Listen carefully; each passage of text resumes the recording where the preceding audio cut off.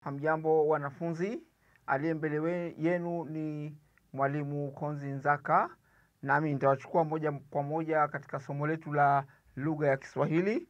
Na leo tutaangalia somo la kuandika, na katika somo hili tutaingia katika muktasari ama ufupisho. Hii ni sehemu ambayo hakuna siku asilani ya badani. Wewe mwanafunzi wa kidato cha 4 utakosa hili swali, kwa sababu ni swali la 3 katika ile karatasi yako ya pili. Kwa hivyo nimeona ni muhimu sana kama nitakupatia vigezo ama maelekezo namna ya kukabiliana na sehemu ya ufupisho, na usiwe na tatizo lolote wakati utakapopata swali lolote lile ambalo linapatana na ufupisho. Lakini kama ilivyo ada na desturi, wacha nidokeze somo lenyewe. Kiswahili, alafu pale tuangalie kuandika. Alafu katika kuandika tunadili na muktasari.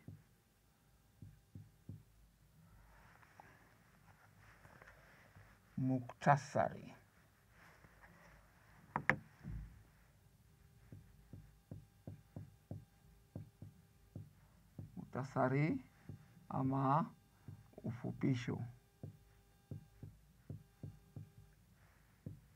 Vitabu vingine vinasema mdokezo. Kwa mfano, katika taarifa ya habari pia, yule mtangazaji kabla kukupatia kile alichokuwa ameandaliwa na wale wanahabari kule nyanjani, utasikia ifuatayo ni taarifa ya habari mkisomewa nami bla bla bla bla. Lakini kabla kukusomea habari zetu za leo, wacha nikupatie kwa muktasari tu, kwa ufupisho. Kwa hivyo kuna umuhimu wake tunapoandika jambo kwa muktasari ama ufupisho. Ufupisho ni muhimu.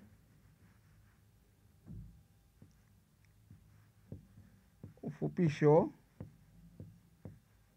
ni muhimu kwa mwanafunzi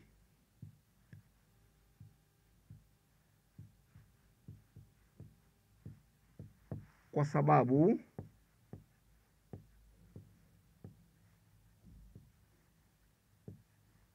unampa fursa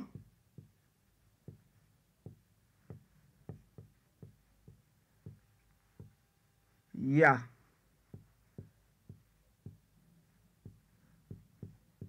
kuandika jambo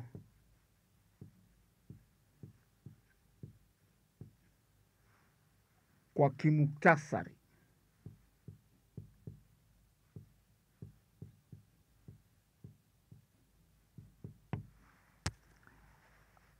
Kwa hivyo mwanafunzi itakuwa ni vyema kwake kama atakuwa ana uwezo ama ufundi wa kuandika taarifa ndefu, taarifa pana, taarifa kubwa katika hali ya kimuktasari. Hapa atakuwako ameokoa wakati, na pia vile vile ataonyesha weledi wake wa kukusanya zile hoja muhimu katika jambo ambalo limeandikwa kwa mapana na marefu. Kama nilivyokuambia kwamba hii sehemu katika karatasi ya pili ya mtihani huwa inapatikana katika swali la 3, na mwanafunzi atapaswa kuandika ufupisho wa habari aliyopewa kwa maneno kadha wa kadha.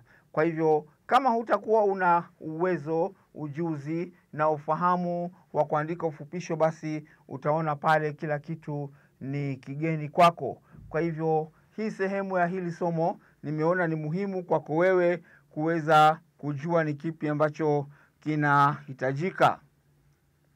Hatua za kuandika muktasari.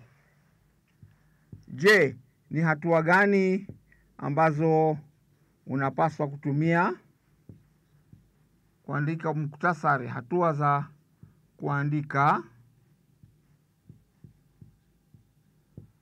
muktasari.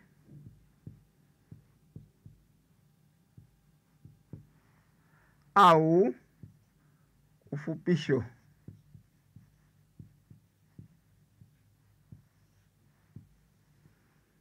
Kila kitu kina kanuni zake na utaratibu wake wa kuandikia. Kwa hivyo ni kanuni zipi za kufuata wakati unaandika habari pana, habari ndefu, habari iliyojaa maneno chungu mbovu, na uweze kuifupisha katika taarifa fupi na ambayo utaweza kueleweka. Mimi nitakupatia tu mifano mitatu au labda minne. Ile mingine mingi utaipata katika tarakilishi lako wakati utakapokuwa na durusu kwa kina. Pia vile vile utapata mfano wa ufupisho ambao uko pale ambao nimekutayarishia. Kwanza, soma kifungu ulichopewa vizuri. Soma kifungu kwa makini. Kifungu ulichopewa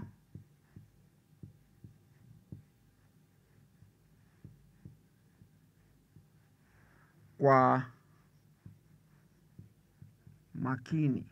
Labda unasema kifungu kipi? Kile kifungu ambacho ni kipana, kina jumbe nyingi, na wewe unatakikana kukufupisha. Kwa hivyo kisome kile uweze kuelewa, ili uweze kudondoa zile hoja muhimu, halafu ndio uzifupishe katika yale maneno ambayo utakuwa umeelezewa na mwenye kukuelekeza katika hilo swali. Jaribu kubainisha na kuelewa ni mambo gani muhimu. Kwa hivyo hapa teua hoja muhimu.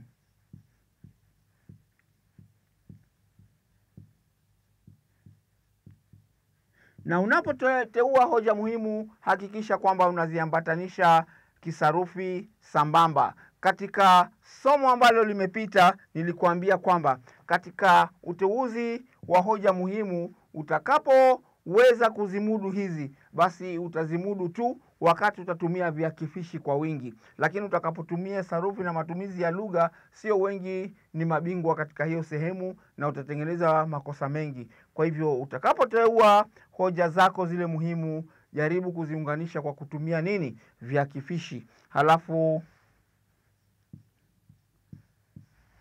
utaratibu wa 3, andika mambo hayo muhimu kama vidokezo fulani.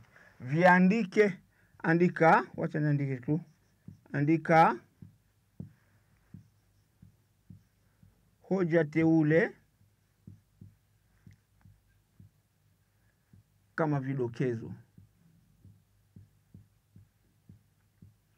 Kwa hivyo hapa hizi hoja zako ziandike katika hali ya mdokezo. Kwa mfano unazifuatanisha katika nini? Katika tarakimu ama katika hiyo njia ya Kiroma. Halafu utakapoteua zile hoja zako katika mtindo wa vidokezo, baadaye ndipo utaweza kuja kufanya nini? Kuunganisha hivi vidokezo vyako katika sentensi kamili, ambapo nimekuambia itakuwa ni vyema kwako wewe mwanafunzi kufanya nini? Kutumia viakifishi ili kuweza kuandika ule ujumbe ambao ulikuwa huko katika mapana na marefu, uweze kufupisha katika hali ambayo inahitajika. Kwa hivyo mifano hiyo mitatu ama maelezo hayo matatu ama hizo hatua 3 nimekuandikia pale, na nyingine nyingi utakutana nazo katika tarakilishi lako, ambapo wakati utakapochakaza ama kudownload utaweza kuona ukurasa mzuri ambao nimekutayarishia pamoja na mfano wa ufupisho, na pia vile vile utapata pale zoezi. Sina jingine ila ni kukuaga na kukuambia ni mwalimu wako Konzi Nzaka, nikisema alamsiki, tukutane tena wakati mwingine.